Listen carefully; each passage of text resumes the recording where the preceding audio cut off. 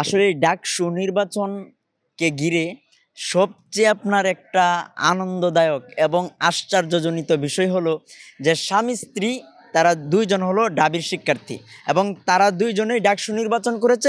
উভয়জন আপনার বিপুল ভোটে নির্বাচিত হয়েছে। ছাত্র সংসদ নির্বাচনে স্বামী স্ত্রী যে নির্বাচন করে উভয়জন নির্বাচিত হয়, এটা তো আপনার বিরল, ইতিহাসে বিরল। এরকম ইতিহাস মনে হয় না আছে যে ডাকসু নির্বাচনটা বাংলাদেশের মানুষের যেই প্রত্যাশা, যে আকাঙ্ক্ষা, সেই চাহিদা কিন্তু পূর্ণ করেছে। এবং দেখেছেন মানুষের মধ্যে কি আনন্দ ডাকসু নির্বাচনকে ঘিরে, এবং তাদের যেই প্রত্যাশা সেটা পূর্ণ হয়েছে। কিন্তু এর মধ্যে সবচেয়ে চমকপ্রদ বিষয় হলো যে স্বামী স্ত্রী দুইজন তারা ডাকসু নির্বাচন করছে, উভয়জন বিজয়ী হয়েছে। ছাত্র শিবিরের সাথে যে আমরা দেখলাম যে ছাত্র সংস্থা সহ আরও দুইজন স্বামী স্ত্রী সহ তারা নির্বাচিত করেছেন। এখানে ছাত্র শিবির সম্পর্কে একটা নেগেটিভ ছিল যে ছাত্র শিবির তারা শুধু ছাত্রদের নিয়ে কাজ করে, ছাত্রীদের সাথে তাদের কোনো সম্পর্ক নাই, মানে নারী বিদ্বেষী বা নারীদের নিয়ে তাদের কোনো অ্যাক্টিভিটিস নাই। গতকালকের